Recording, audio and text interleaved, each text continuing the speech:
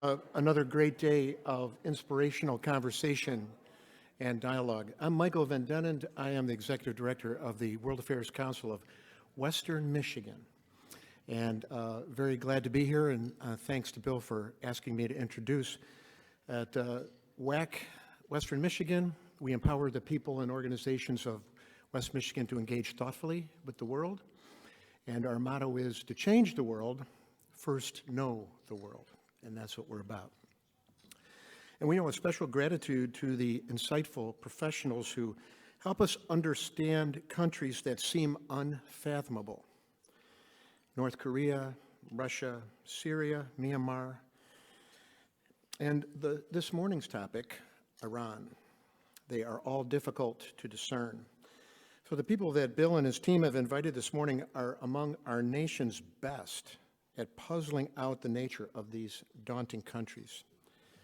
Suzanne DiMaggio is a senior fellow at the Carnegie Endowment for International Peace. She's one of America's foremost experts and practitioners of diplomatic dialogues with countries that have no diplomatic relations with the United States. She's co-founder of the Quincy Institute for Responsible Statecraft and the director of the Iran Project, which our organization has taken advantage of their good work. And Suzanne was with us during pandemic in a Zoom room talking about North Korea, and she's graciously agreed to come back to our Great Decisions series in February to talk about Iran. Vali Nasr is the Majid Kaduri Professor of International Affairs and Middle East Studies at the Johns Hopkins School of Advanced International Studies. He's been a senior advisor to many of our political and diplomatic leaders on the Middle East for over 20 years. Michael Singh is the managing director of the Lang Singh Senior Fellow at the Washington Institute, and he is also a former senior director for Middle East Affairs at the National Security Council. Michael has been a special assistant to 2 secretaries of state and has led our nation's analysis of Iran and Syria's actions for quite some time now.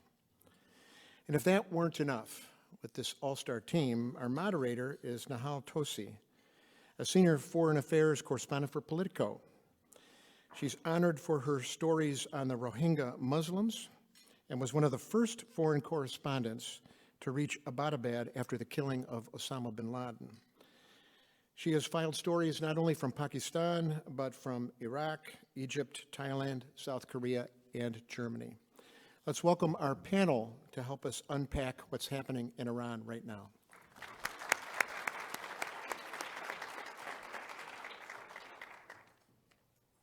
Thanks, everybody. I really appreciate you all being with us here today, and I have several good questions that I want to get through. But as they know, if they go on too long, I'm going to cut them off, because we want to get the audience in as well. So let's start with you, Michael. You told me you're not too jet lagged, so I'll start with this with you. Obviously, there have been these extraordinary protests in Iran over the last couple of months, and there are growing and widespread calls for regime change amid these protests. Based on what you're seeing so far, is that a realistic goal? So I think we need to be pretty clear that on both sides of the aisle in the United States, of course, policymakers since 1979 have wanted to see a different regime in Iran. I think that that's probably an uncontroversial notion in Washington. We would like to see a regime which is democratic and free, if we can. We would at least, I think, like to see a regime which doesn't sponsor terrorism, doesn't pursue nuclear weapons, and so forth. And ultimately, I think that there's a consensus view amongst policymakers that sustainable solutions to the big problems we face with Iran really come down to what happens inside Iran. Political change of some kind going forward for the better. Because this is, in a sense, what history teaches us. History teaches us that countries' national security strategies, foreign policies, largely arise not just from the external environment, but from domestic factors. And that when states, for example, give up nuclear weapons, it's almost always because of some change which has happened within that state, either a strategic shift of some kind, like the one that Muammar Gaddafi engineered for Libya, or political change like in South Africa, Argentina and Brazil, the former Soviet Union, and so forth. So that is the desired end state, I think, is uncontroversial. That the United States can make it happen is a much more controversial proposition, and how. And so I think this is the key distinction. I think most policymakers would say, yes, of course we'd like to see a change in the regime, but I think they would also say, for the most part, that our tools to bring that about are pretty limited, and change has to happen sort of at the hands of the Iranian people themselves. And the question is, how do we support them? But that's what I was kind of wondering. Can these protests, these Iranian protests, bring about regime change based on what you're seeing so far? Well, I don't know the answer to that. I think if the question is, can protests bring about regime change? The answer is, of course, yes. We've seen it in Iran, and we've seen it in many other countries. If the question is, will these protests bring about change? That's unknowable, and that's one of our policy dilemmas. We don't know. We don't know if change will happen in Iran next month or 10 years from now. So Vali, what are the signs in which we will know? Okay, now we're talking about a potential truly revolutionary movement that can change this regime. Well, I agree with everything Mike said. I would say it has to grow much bigger than it is. And this is early. Even the 1977-79 revolution took 2 years, and that was pretty fast for a revolution of that kind. And Iran has had protests in 2019, in 2009, and even this current protest had been brewing for some time. So it's a little early to tell, how much leg they have, whether we go from thousands to tens of thousands, hundreds of thousands of people, whether they overwhelm the regime. We're not there yet. These are very serious protests. And then, the issue, just to go further, is that, first of all, regime change doesn't always happen in the direction that we hope. Like if you looked at the Arab Spring, a lot of the same sorts of things we're thinking about when Mubarak was leaving, Gaddafi was leaving, and the result didn't end up being a democratic regime, or that you might end up with the revolutionary guards taking over and the regime becoming even tighter, nastier. And then finally, a regime change sometimes is not between black and white completely. So there's a whole set of things about how much these protests can change the regime. And we're at a point where we're talking also about the succession of the supreme leader, which itself can be a trigger event. He's very old, and if he died in 3 months or tomorrow or 2 years, it makes a difference. I think what these protests have done, have taken a situation which was fairly, static, and have opened it up to all kinds of scenarios that can come out of it now. When I talk to folks inside the Biden administration about the signs that they're watching for, one of the things that they tell me is, well, we're not really seeing organization yet in terms of these protests. We're not seeing leaders emerge. Suzanne, if you could just talk a little bit about that element of it, and anything else about, where you think these protests are headed. Thank you. Well, first, it's great to be here and great to see all of you and some old friends too. Let me first say how astonishing it is of the bravery that Iranians are demonstrating day to day under very difficult circumstances, full stop. But on your point, I think what is missing that would take it to another level is there's no coalescing around a unified agenda. So even among the protesters themselves, my understanding is some would like to see some changes, keep the current government. Others would like to see completely new government, full regime change, and there are people in between.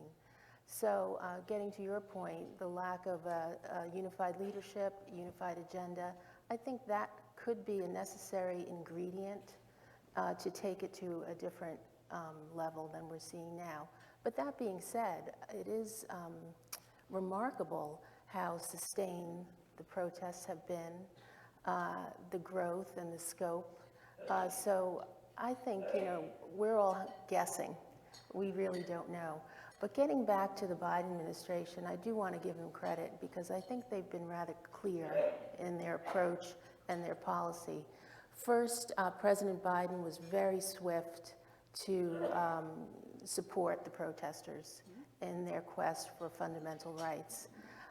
But at the same time, if you've read the National Security Strategy, which was just released, I guess, a month or so ago, there is a very interesting line in it: no regime change. The United States will not engage in regime change. And we have had a very checkered history in places where we have not only instigated regime change, but actually gave support to. So that is clear. But what they've also said is that this is for the Iranian people to decide. It's not anyone sitting in Washington. So there's a clarity there that I hope continues. And, you know, I think as the protest goes on, we'll have to see where it goes. But in the meantime, and I know we'll get to this in future questions, but there are a number of direct U.S. interests that I have a feeling are going to make it difficult for the Biden administration to continue to give the support that they like. Yeah. And, you know, they're sanctioning people in Iran who are blocking Iranian access to communications, et cetera. That's the right thing to do. But then how to tackle the other U.S. interests that are urgent? Mike, you want to follow So up? I want to sound a dissenting note on two things. One, I think that, look, if we're being honest with our audience here, we yes. don't know in the U.S. government what signs to look for that result in revolutions. If you look at past revolutions, including the 1979 revolution in Iran, the one thing that's consistent is we fail to anticipate them, and we misread the signs. So whenever the U.S. government or the intelligence community tells you, here are the signs to look for, you can immediately discount that and assume that those are not the signs to look for. Number two, national security strategies have one consistent thread. They're late. Well, besides that. And they're not a strategy. They seek to evade and escape and deny tough choices and trade-offs. We want everything to go our way. We want to do everything good in the world without actually having to sacrifice anything. The problem with saying we're not going to support regime change, but we're going to support the protesters, is it seems like the protesters want regime change. And so how do you do that? That is a conundrum. And again, pretending as though that's not a conundrum is not a good basis for policy. Well, I'm going to move on to the second question, but I do want to point out that, you know, you're saying the protesters want regime change. Suzanne pointed out, look, there's actually probably a diversity of things they want. Some of them may want what is in many Iranian circles nowadays a dirty word, reform, right? But you're saying that that still is a phenomenon for some of them. And, you know, I think we can all agree, right, Vali, that, you know, Iranians, you just put all of them in a room and we'll all totally get along and we'll all come out with the same exact opinion on everything. But look, moving on to the next question, and this time let's start with Vali. Is the JCPOA, the Iran nuclear deal, dead? And either way, how should U.S. policy toward Iran be adjusted amid not just these protests, but also the fact that, protests or not, as you mentioned, the supreme leader of Iran is in ill health? Well, just to add to the one other conundrum that Mike put forward, and we saw that in 2009, that we had a nuclear issue and we had protests in Iran. And ultimately, the dilemma the Obama administration had is that you have to make a deal with the very government that you potentially would be supporting its overthrow. And that's a conundrum that's here as well. Now, in addition to the protests in Iran, there are two issues, big issues on the table now. One is Iran's support for Russia in Ukraine, particularly We're going to get to that. No, but I'm just saying it because for the Europeans, that is now become a very big sticking point, not to say that it's not for the US, and additional sanctions, et cetera. So you can't be talking about JCPOA at one side and then, you know, even if you put the protests aside, having to deal with Iran's aggressive posture in Ukraine. But I don't think it's possible right now to go back to that deal on both sides. I don't think the political space exists here. The political space doesn't exist there. this deal, ultimately its implementation would hang on the issue of trust and stability, et cetera, none of which is there. And I just don't see an American administration, Congress, right now being able to lift sanctions on Iran, or do the part of the deal that the US and Europeans would have to do. But having said that the issue is on the table, and it could get even more dangerous. And in fact, it can get more dangerous even as the regime becomes more unstable. You mean the nuclear issue? The nuclear issue. I mean, still the issue that is, if you would say, urgent, and as the Europeans have put it, urgent and essential, is that Iran is at 60%. It could go further. That it's unacceptable to its neighbors, to Israel, to the United States, to Europe, that it becomes a threshold country or cross it. So if the mechanism was JCPOA, and that already was questionable whether it would do it, now if that's off the table, if there's no political appetite to do that, the real challenge of the Biden administration, or the next administration, would be, okay, how do you deal with Iran's nuclear program? And then how do you square the circle with the protests? And one could say that the regime may not fall all of a sudden. The sort of arc maybe takes some time, and that arc is not, in terms of timetable, is much slower than the timetable of Iran getting to a nuclear threshold. So Suzanne, since you also are an expert on North Korea and the nuclear issue there, which we have totally resolved, obviously. What's your position on where the JCPOA's, what the JCPOA's future is, and any other policy changes we need to make? Well, let me begin by saying that preventing Iran from acquiring a nuclear weapon is a direct United States interest. And if you look at Iran's nuclear program now, as Vali mentioned, they are enriching at 60%, which is very close to weapons grade. Stockpiles are quite high. I don't know the current level at the moment, but and so-called breakout time, the time it would take Iran to accumulate enough fissile material to produce one bomb, is probably down to a matter of days, maybe a week or two. When the JCPOA is in place, it was 1 year.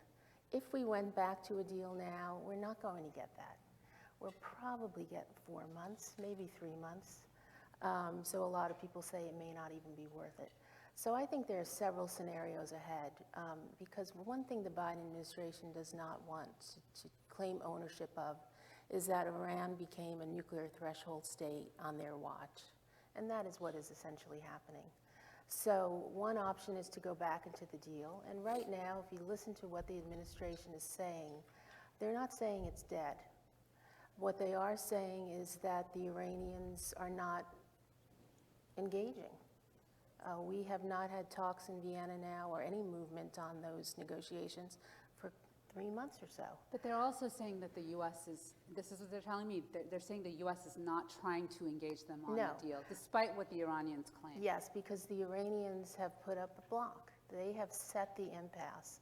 They are making a linkage between an investigation into their safeguards probe, which is completely separate from the JCPOA, as a precondition to move forward with the talks. The Biden administration is rightly saying, no, this is up to the IAEA to determine. We'll respect their decision, but we're not moving forward. There's no way to move forward unless that probe is addressed.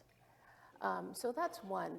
Getting back into the JCPOA, one thing I've been thinking about is one thing that the Biden administration has agreed to in the talks in Vienna is guaranteeing that as long as President Biden is president, the sanctions relief will be guaranteed, as long as the Iranians keep up with their commitments, and that would be monitored, closely monitored. So now, after the midterms, Biden was looking at a president with 2 years left. Now he's looking like a president perhaps with 6 years. Sanctions relief during a 6-year period is far more enticing than 2 years. Is that going to change their calculus? I don't have the answer to that, but I'm sure it's being discussed.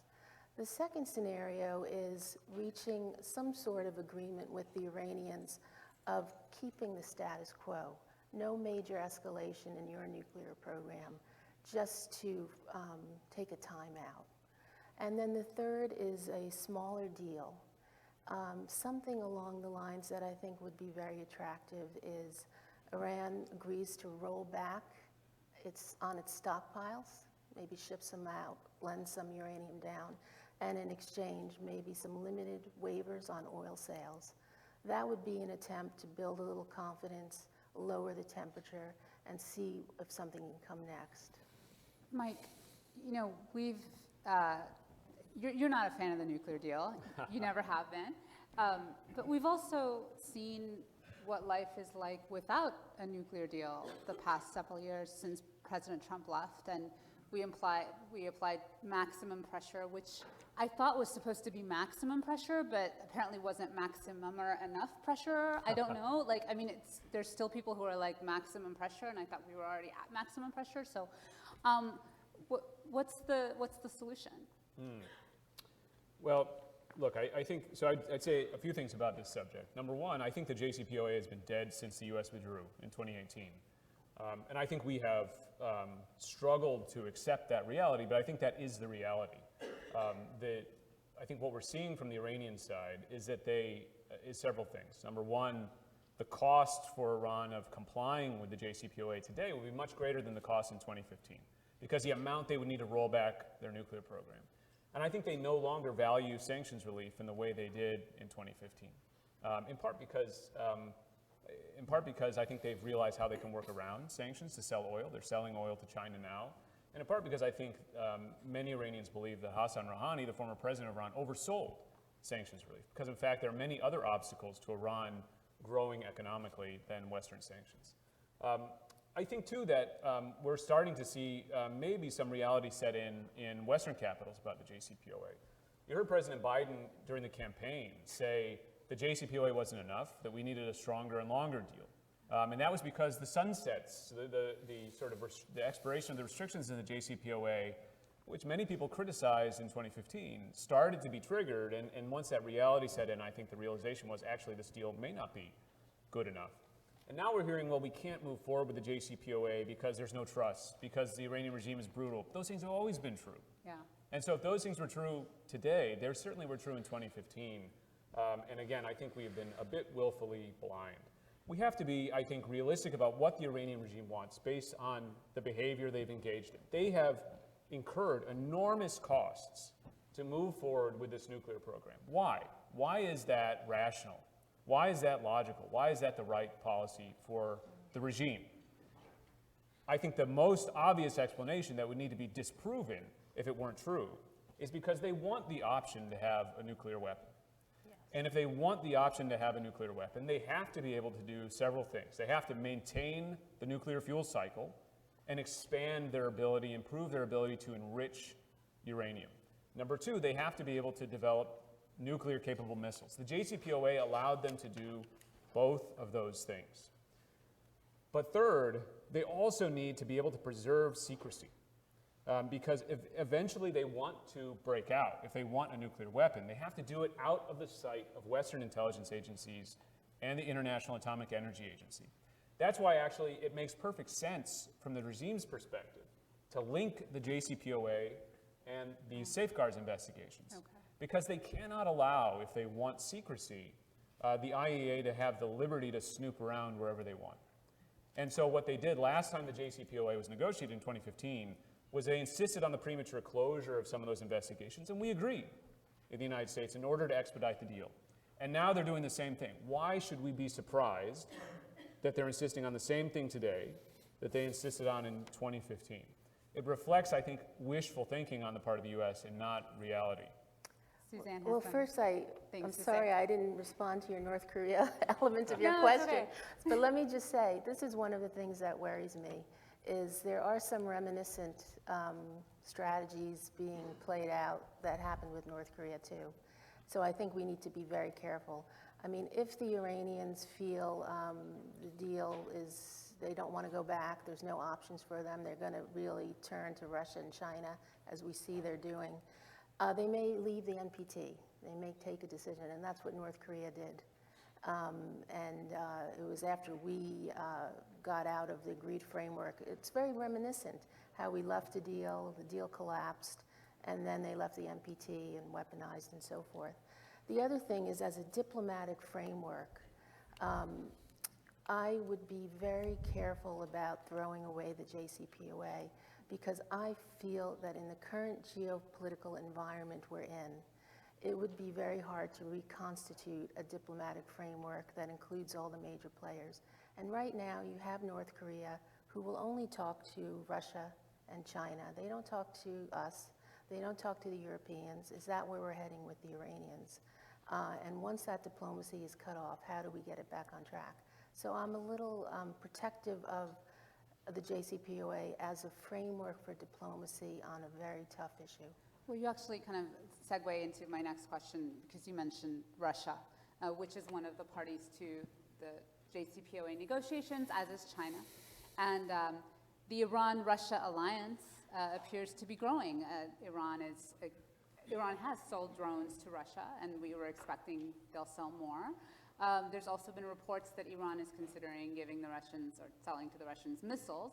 That is something that I am told is still a concern of the United States.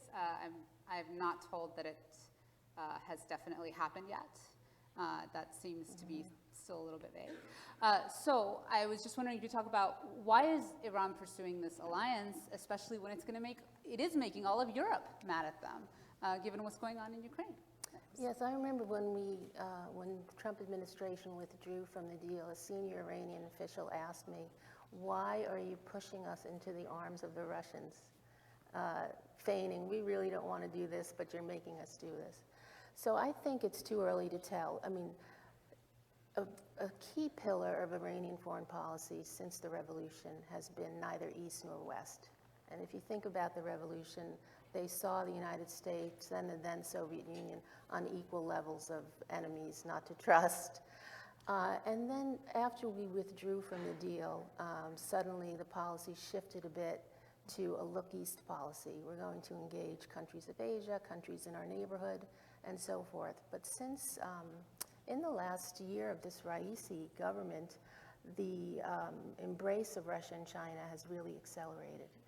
And it's too early to tell whether it is a enduring turn, or whether this is a tactical alliance that is convenient. I mean, there's a long history of mistrust between Russia and Iran that dates back a long time. There's enduring trust on defense issues, particularly around Syria. So I'm a little skeptical that this is it for them. But at the same time, there's no doubt that they have provided these drones to the Russians. The source of the origin is clear. And now what we're seeing is a bit of a rift open up in Tehran, where even in some conservative circles, there is growing unhappiness that Iran has made its bed with Russia and is doing this. Will that rift widen? I don't know. But I think it'll be very interesting to watch where that goes. Vali, if you could talk a little bit about this, because I think Suzanne makes some really good points. I mean, is this just, a way for Iran to show off its military capabilities? Is it a financial lifeline? Is it just a way to make money for a regime that really needs cash? Or is this like a real alliance that could endure? I mean, you're seeing Vladimir Putin, be friendly. It's just, are we seeing like this growing, Iran, China, Russia, North Korea club? Well, I think first of all, it's a moving picture. I mean, Iran's relations with Russia started to grow, as Suzanne said, from their involvement in Syria, and it has been moving on apace. Mike at the very beginning said that, who leads a country is important in terms of national security sets of issues. So the cabal that rules Iran now are the one, as Suzanne said, they were influential before, but they now have much more total control. And their mindset largely is that, the West is our enemy, and ultimately the future lies with the East. And sometimes it becomes fantastical ideas like the United States and Europe are, disappearing or are diminishing, and China and Asia are growing. But at a very sort of a narrow level is that Iran increasingly needs Russia as its strategic depth. In other words, particularly since the protests, this mindset has become much more that the West is after regime change, and there is no there anymore with the West. Yes, you may end up with some kind of a nuclear limited arms deal, and in that kind of a scenario, Saudi Arabia, Israel, Europe, the US are now very clearly banded together. They're supporting the protesters, and whether they're using this as a ruse, but I think there's more deep belief that we need the Russians, and we don't have any other friends right now. And I think that's gradually, these things help each other. Like if JCPOA completely falls apart, if the Europeans put draconian sanctions, next week there's the IAEA Governors Board, if this ends up like sending Iran back to the Security Council, then what is right now a debate in Iran will gradually become consensus. I mean, we're moving in that direction. So those voices who are saying, well, maybe this is not a good idea, we should keep they're losing, right? In other words, the protests and, these things are working with each other. And the third point I would say, that the drones and showcasing their military capabilities tied to what Mike said. It is about deterrence to protect the nuclear program. I mean, they want to basically say, don't think because we're getting hit with stones and protests and hijabs are burning, that we're out of options. If we go to threshold and you want to attack, you don't know what we have. So I would just add this to one other pronouncement they made, which is still to be verified, that we now have hypersonic missiles, right? I think they say they're going to build them. But. Well, no. The point isn't that they have or they don't have. The point is to say you don't know what we have, right? And so don't come bombing our nuclear facilities. And so these are all sort of connected to each other. So they showcase these missiles, or say drones in Ukraine, which of course made things much worse with Europe. But we're getting to the point, I think, that they've written off the Europeans altogether. I think even if these less for less deals are to be done, they're going to be much more directly through an intermediary with the United States altogether. So Mike, I want you to quickly weigh in because then I want to open it up to audience questions.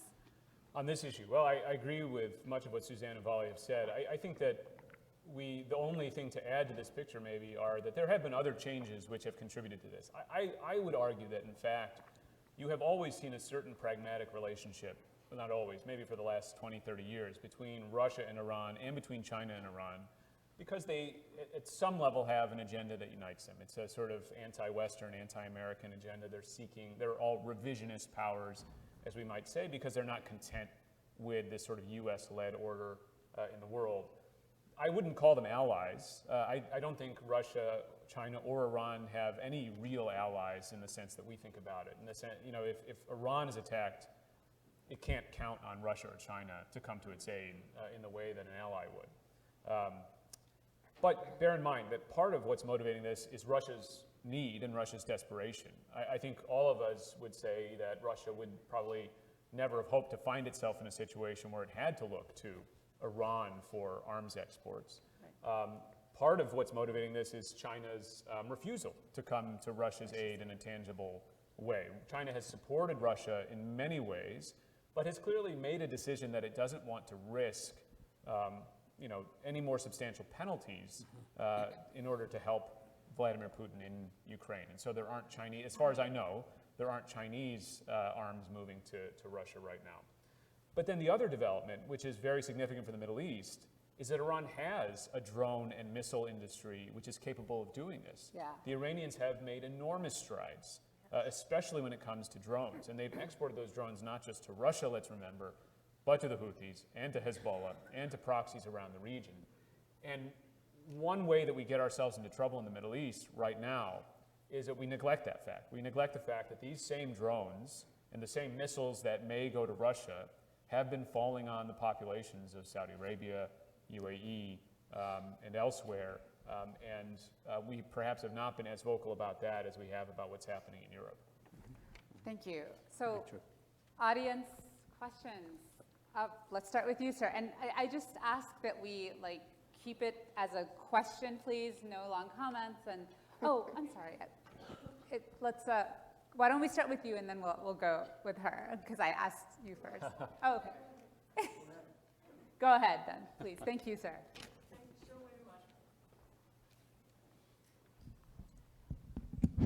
Yeah, first of all, thank you so very much. Appreciate it. I grew up in Iran. I'm Kurd, and I follow the news, very closely. And this is the thing that I heard from young generation right now.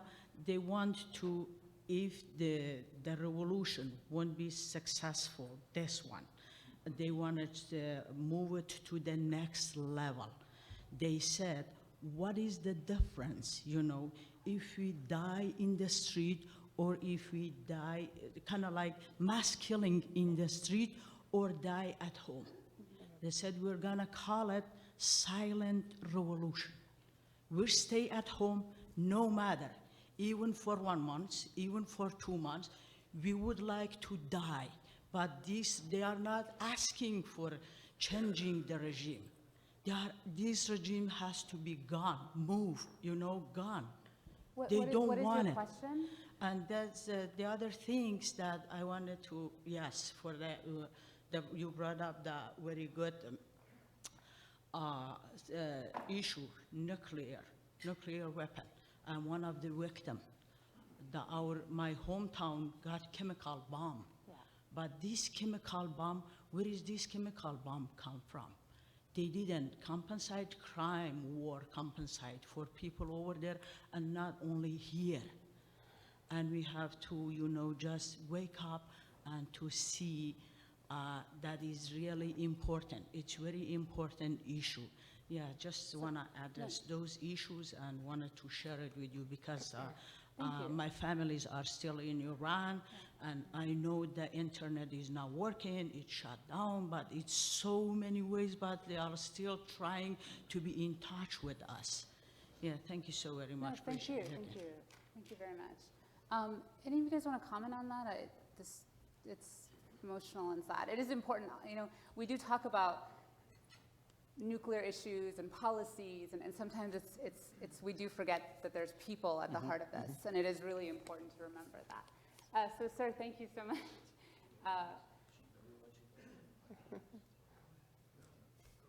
Okay, go ahead, please.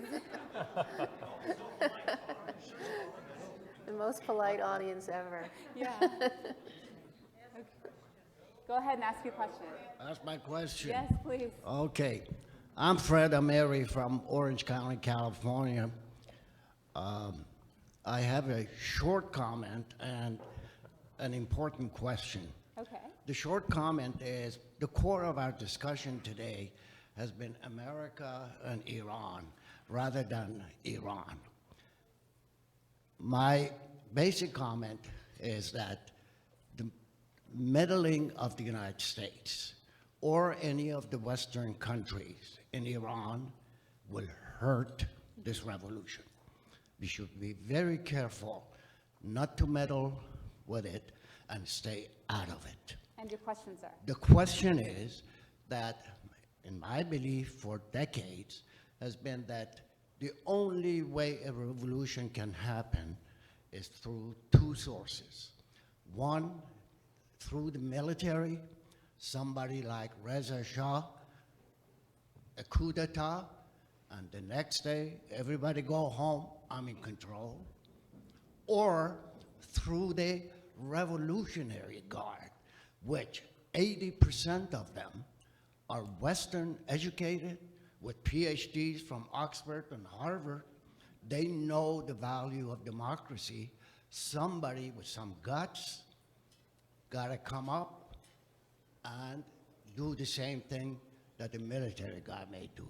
Those are the only two solutions. My question is, am I correct in my assessment that any of these foreign meddling and all of these nuclear stuff and all that don't mean nothing?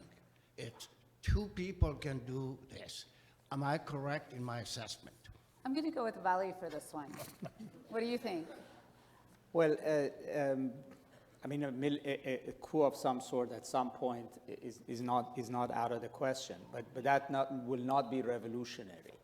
That would be basically a transition at the top. It would basically would be done to preserve the system, not to change it.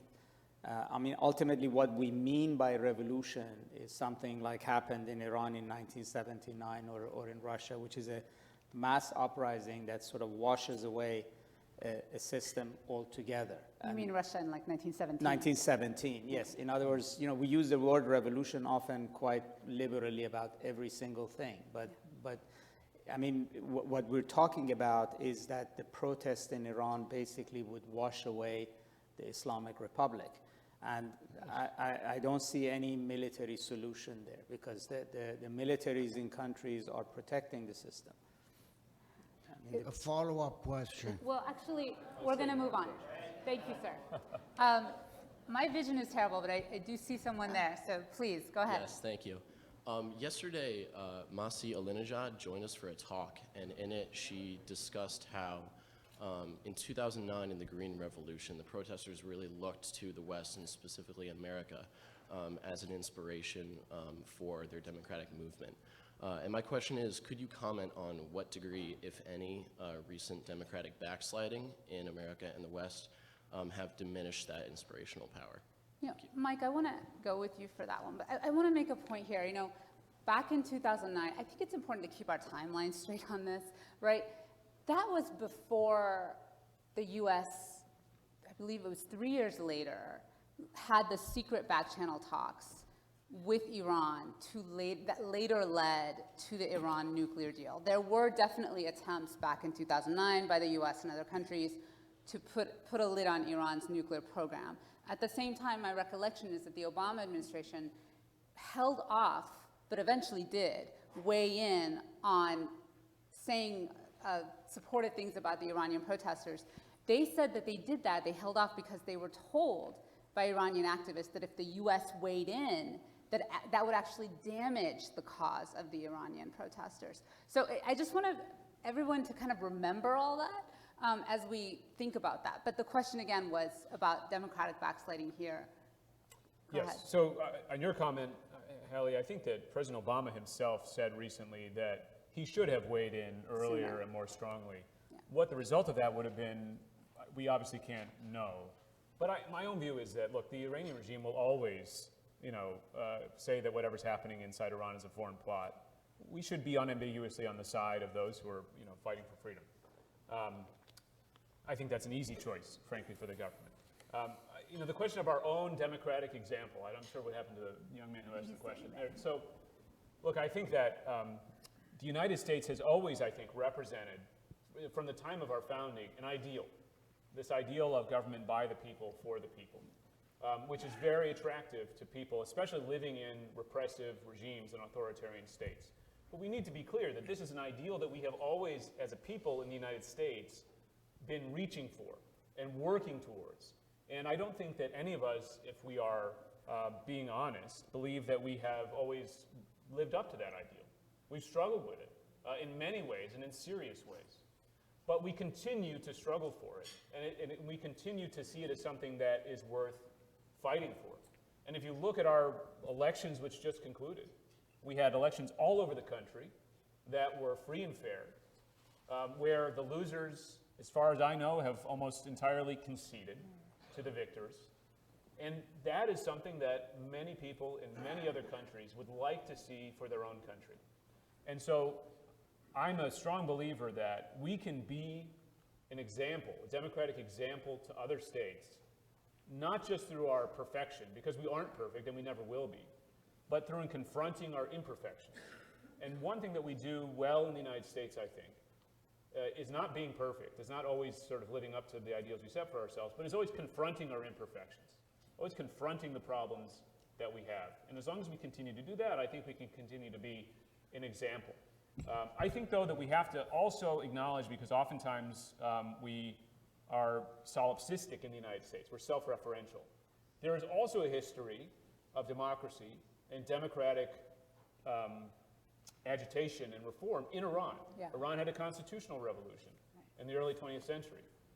Iran actually had 3 revolutions in the 20th century. Unfortunately, none of them actually resulted in democracy or in freedom for Iranians. But Iranians have fought for their freedom in the past. Actually, Americans, in some cases, have fought alongside Iranians in some of those historical episodes. And so they can also look to their own past, in addition to looking, hopefully, to us for some inspiration. Thank you so much. I'm going to stay over here. Sir. Oh, thank you.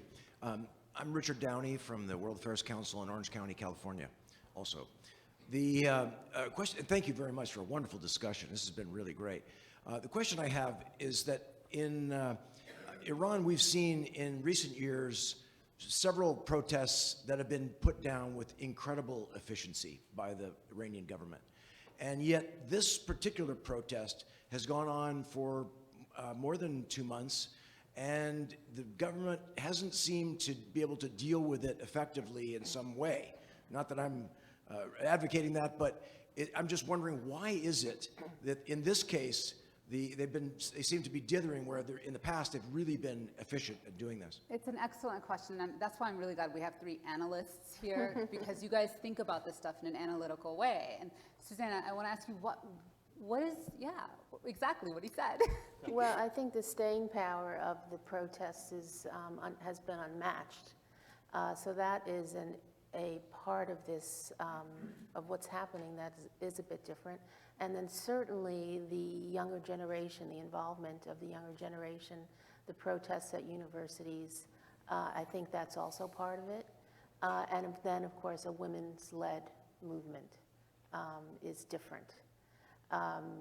So it is astounding to watch the staying power of the protests, given, as you've said, that this regime has made it clear that they are prepared and willing to use brutality, force, to tamp it down. I don't see that abating anytime. And what we have now is a situation where I think over 300 people have been killed. That is the latest estimate, including children, by the way. And the mourning period in Iran, it's generally 40 days. So after someone is killed, then there is a funeral, and that brings out more protesters. So that is causing these protests to continue too. So for the regime itself, what are they thinking? When will they keep coming, and it's a self-perpetuating group of protests now because of these mourning periods. They must be very worried. And how are they going to quell it? More force? Probably. I don't see that part abating. Thank you so much.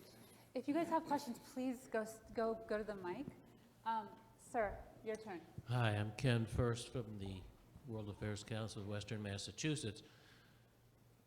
My question is, what was the great advantage, or what advantages have we garnered from leaving the JPCOA in whatever year, 2018, when we did so? I think you said, Michael, that you were against or didn't like the treaty. So what's the advantage of getting out? I see very few, but I was interested to know what you might think. Very few. You see it correctly. I mean, the fact is, from my point of view, the JCPOA was not a good deal and was oversold, I think, in the United States. But getting out wasn't the right move either. Sometimes that's just the sort of messy reality of policymaking, is that you start pursuing a policy which maybe isn't the right policy, and that doesn't mean that simply casting it aside, again, with no clear alternative, is the right policy. That is the most depressing thing I've ever heard. And it's unfortunately the case. And so the Trump administration started with an approach which was to try to strengthen the JCPOA, to address some of its flaws. An approach that, from my perspective, was actually succeeding and could have succeeded. Then President Trump put it aside, withdrew from it, again, I think without a clear sense of what the path forward would be. So that's where we are today, after 4 years after that. Because sanctions alone, just like diplomacy alone or just like military threats alone, won't solve the problem. We need to have a policy which brings all of our tools together: military deterrence, economic sanctions, and diplomacy, to stop the Iranians from moving towards a nuclear weapon. And so far, I don't think we've had an administration, at least not in recent memory, which has been able to bring all those tools together in an effective way. I think there are a lot of people I have a bit who of a different view. The JCPOA had one purpose, and that was to put strict constraints on Iran's nuclear deal, get the IAEA there 24/7 to do inspections, the most extensive set of inspections and monitoring in human history. And guess what? It was working. There's no question about that. It was confirmed by the IAEA, I think, in 15 reports. So leaving the deal was completely irresponsible without a viable alternative in place. And keep in mind, the Iranians did not restart their nuclear activities in any substantial way for 1 year. They really tried to get back into the deal and get it up and going again, and then waited a year to do that. What else did it do? Well, you know, it also, in addition to an exponential growth in their nuclear program, what did we do? We really undercut our allies, some of our closest allies who wanted this deal to continue, and stuck secondary sanctions on them. These were our European allies, our closest, and that was, let's put it this way, bad form to do that to allies. And what do we see now? And we see a coalescing of those countries you mentioned, who are banding together in common cause. These are the most heavily sanctioned countries in the world: Russia, Iran, North Korea, and China. They're coming together, and what are they doing? Working together to mitigate international isolation, working together to circumvent the dollar system, the global financial system that really works to our benefit. They're working together now to evade sanctions. And we talk about maximum pressure, but how can you have maximum pressure when Moscow and Beijing is so eager to help evade these sanctions? So it's a complete mess. These are very good points. I want to get to what will have to be our last question. Thank you very much. My name is Marianne Magnin. I'm based in London. I am the president of French Abroad for my party in France, Mouvement Démocrate. I have one observation in terms of related to the resilience of the revolution. It's not a series of revolts. Revolution is the way they are organized is in rezone. So you don't have a head, you don't have a unified leadership, but to prevent the killing of the heads, they have a very network-based way of organizing themselves, for demonstrating, for sending signals and writing slogans on the streets. So they have a very interesting way of fighting the system, which has been learned from the previous riots some years ago. My question is, observing that the movement, the revolution, is not just mobilizing the young people, the women, the urban communities, but also all parts of Iran, and also the rural areas. What, in your view, is the key value system that is mobilizing this uprising? That question is also in the context of what I call pre-Islamic civilization and the values that the empire, the Persian Empire, conveyed. I'm thinking of Cyrus in particular. Thank you. Vali, do you think you could take that one? Sure. I mean, the full legacy for that, we still have to wait to see. But I think, you know, we have to think of this movement as having evolved. The very first part was about young people burning their hijabs and opposing morality police and wanting freedoms. That had tremendous amount of resonance, not just among young people, but even women who count themselves as supporter of the regime, or in those families who thought that it was time to change patriarchal rules in Iran. As hijab is the beginning, but it's divorce laws, it's custody laws, it's family laws, it's employment, it's equality of pay, all of these things. And that was important because unlike protests earlier, this was not about a single issue like back pay or a stolen election. This was about fundamental individual and women's rights. And that, I think, will have a much more lasting impact. I mean, still people say that in many parts of Tehran or major urban areas, women are not wearing hijab anymore. We'll see whether that comes back or not. But it actually, that sort of individual freedom has made a big shift in Iran. You know, the audacity of the of citizens to say, everything else aside, keep your laws away from my body, and I want to wear what I want to wear. But then on top of that has come a series of other sets of issues. So there is a serious ethnic conflict in Iran, in the Kurdish region. Yes, last night in the Khuzestan, Iran's oil province, in Baluchistan, that have got fairly bloody quickly, and it's actually creating a whole different context. There have been protests by labor, often around back pay, and on disgruntlement. There has been now the collapse of the currency has caused other sets of things. So, you know, there's now multiple sets of issues on the table, all of which you could say is unhappiness with the regime and unhappiness with the situation in Iran. But you know, partly I think they have to sort of become a common agenda. That's what I don't see yet. You know, in other words, the slogan of women, life and freedom is extremely powerful, but it's not a political program for the future. It's basically a demand for rights. So, but I think that right now is the one that shook the regime most fundamentally. And you know, we often look at street versus the government, which is very important to see. But sometimes you have to look at debates that are inside the government about these issues, because that's when the cracks begin to open up. And the biggest cracks have been over this issue. Even senior ayatollahs in Qom have said that that hijab should not be compulsory, right? So that I think is much more tangible in that sense. Well, thank you so much for being here. Thanks all of you for being here. I just want to say one last thing. You know, it is worth remembering also, I mean, all of this, that there are still Americans who are held prisoner in Iran, Siamak Namazi, Murat Tabaz, Ahmad Shaghi, and others, people of other nationalities as well. It's a form of hostage taking in many ways. You know, you could look at it that way, and it's worth remembering them during all this tumult as well.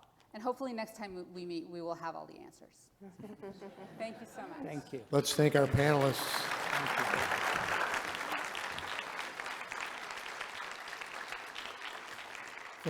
Thank you all very much, and we at the World Affairs Councils of America appreciate what you do so much. You have difficult work, it's complex, and we're appreciative of all that you bring to us, so thank you. Our next session's in 15 minutes. It is Strengthening Democracy and Transatlantic Relations. We'll see you back here. Thank you very much.